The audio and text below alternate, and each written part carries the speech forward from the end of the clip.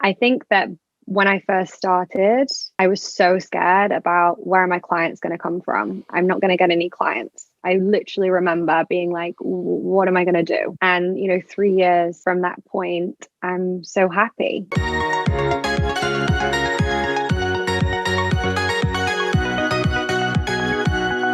I'm Rachel Clarkson, the DNA Dietitian, and I help people who are sick of fad dieting discover a way of eating true to them and eat the DNA way. Rachel, it's such a pleasure to have you on the podcast. Thanks so much for having me. So let's talk about you and your expert career, how you've built your business. I know that you have a particular expertise with understanding DNA and how it impacts nutrition and diet. But is that something that you always knew that you wanted to do? Did you grow up kind of knowing exactly where your career would take you? Talk to me a little bit about kind of your ambition as a kid and where you wanted to be in your professional life. Well, I knew that I was always interested in science, a bit too interested actually. When other kids would get dolls for Christmas, I'd be getting, the scientific experiments like crystal growing or, your own home mini lab. So I knew that I was super interested in science. And I also had a real inspiration to become like my mom, who was a doctor. So that's where I guess started from a young age. And so I thought it was a natural progression to study biomed at uni. And during that time, I was, delving deep into inflammation, the underlying cause of chronic disease.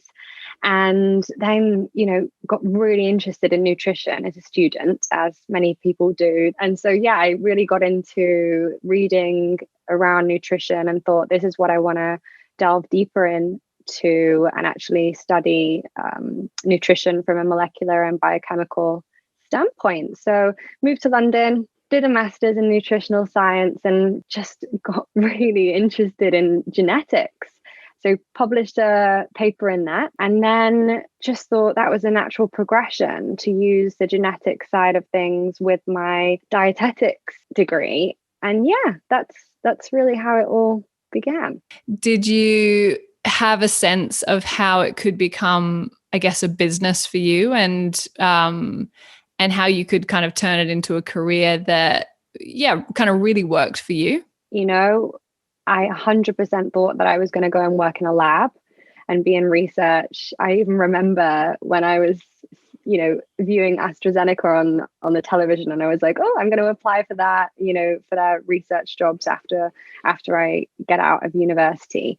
And so it was only when starting to understand the real benefit of clinical nutrition on health that I thought, no, I don't want to be in a lab, as fun as it is.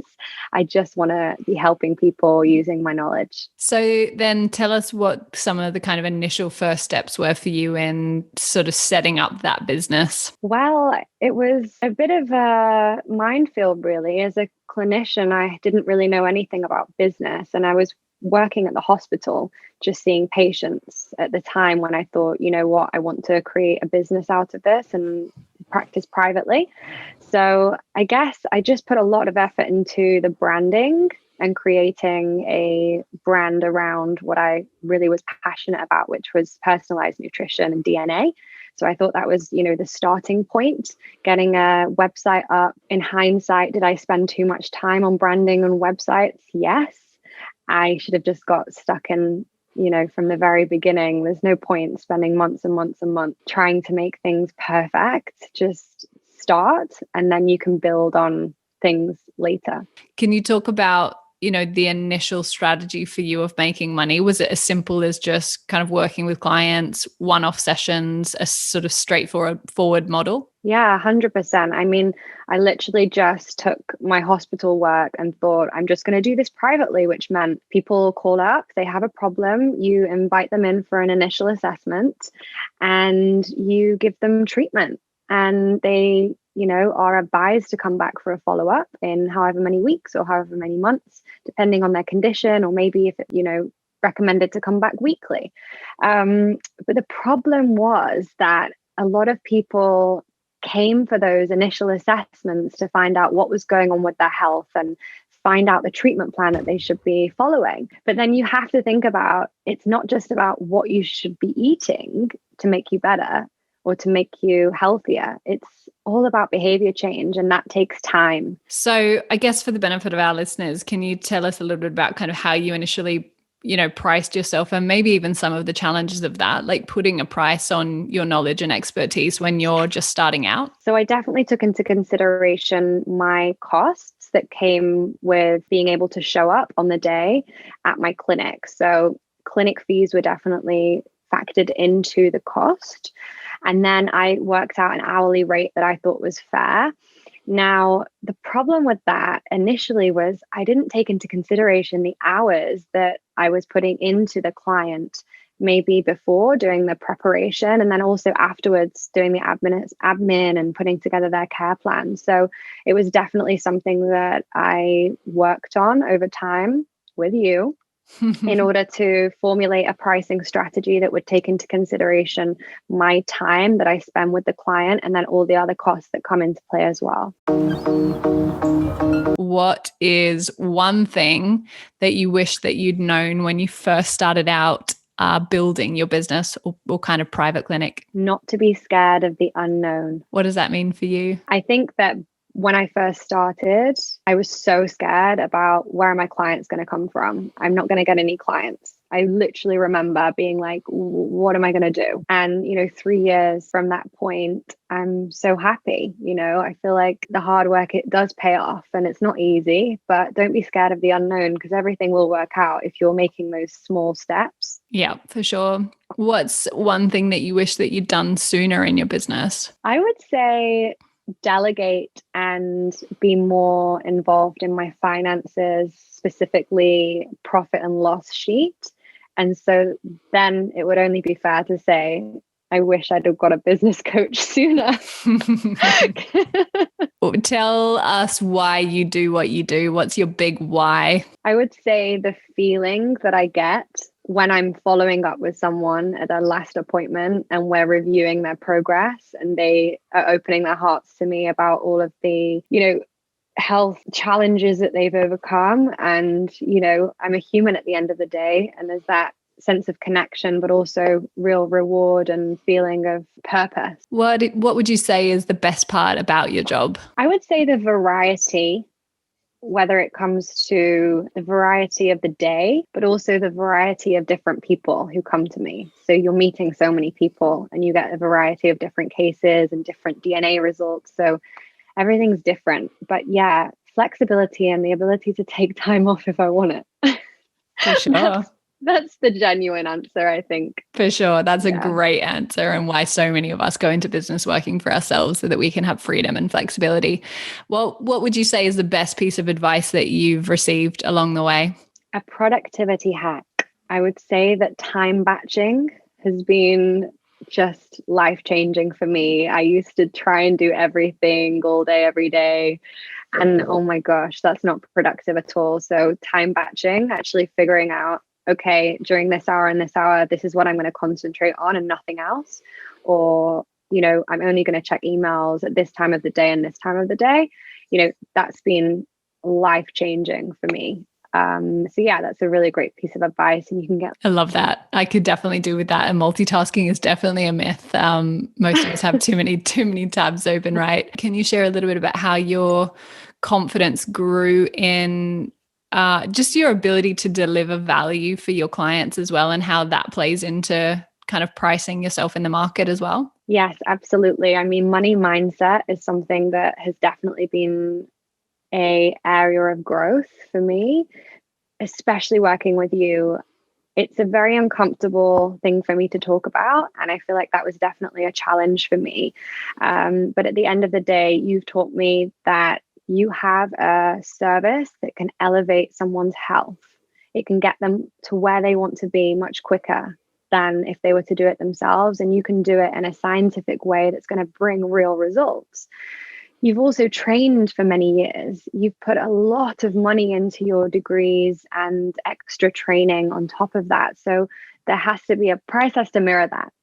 Yeah, absolutely. And, this comes up a lot in these conversations on this podcast.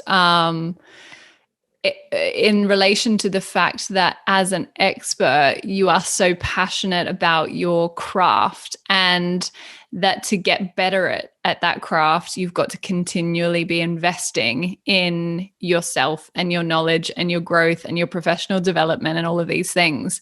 And that creates a more valuable experience and transformation for your clients. And that is why your pricing has to take that into consideration.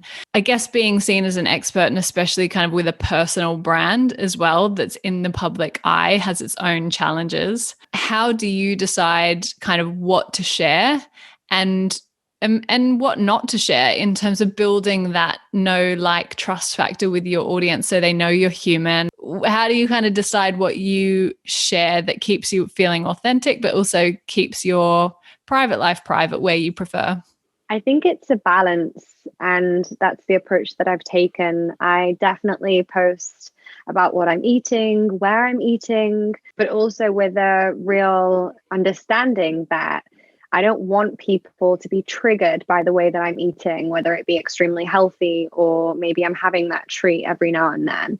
So I definitely take the approach of posting, especially on my stories, in a way that meets my ethos around eating the DNA way, eating true to you according to your genes. So I'll definitely post here, there, and everywhere where I'm eating, what I'm eating, and why. Hopefully that will inspire others to want to eat according to their genes as well. But I also don't want to be posting every day what I'm eating, just in case it does trigger someone and, it makes them feel uncomfortable. Or why am I not eating like that? Or, oh, I should be eating like that. It's a really fine line. And as a dietitian as well, we do have real regulations around what we can post on social media. So Lauren, I would love to be more open with my life. I would love to, share this, that, and travel or where I'm at, but sometimes it's deemed not appropriate. And so that's also a fine line as well. We can't be posting in bikinis. It's just not allowed. So unfortunately, there is a part of my life that I can't share. Not that I'm in a bikini every day, but you know what I mean. What advice would you offer to somebody who's kind of just starting out, who might be feeling some of the overwhelm of like where to start, what to do next, how to juggle all those things, and wondering if this space is for them? Yeah, I mean, initially I would say make sure that you are choosing an area that you love, but also that you're good at, and then seek out mentors in the area that you want to be an expert in, but also a mentor in the area of business, whether that be with a coach or a family friend, or maybe you're just reaching out to someone for guidance over time. Now, I would say the biggest piece of advice would be, when you're making goals, make sure that you're putting in sub goals and a plan of how you're going to get to that big goal, and actually put that into your diary. So you should have every week up until a certain point where you want your goal to kind of be achieved, how you're actually going to get there, because we all make goals. And unfortunately, if we don't, break these off into bite-sized pieces, we're probably not going to get there. And it's going to feel very overfacing. And I can definitely relate to that. 3 years ago, when I started, privately, it just seemed like such a overfacing task to do everything. So bite-sized pieces factored into your day, that's achievable. And over time, you're going to be moving forward. I love that so much. Such great advice from you, Rachel. Thank you so much for taking the time to be on the show and for sharing your incredible journey with us. Thank you so much for having me, Lauren.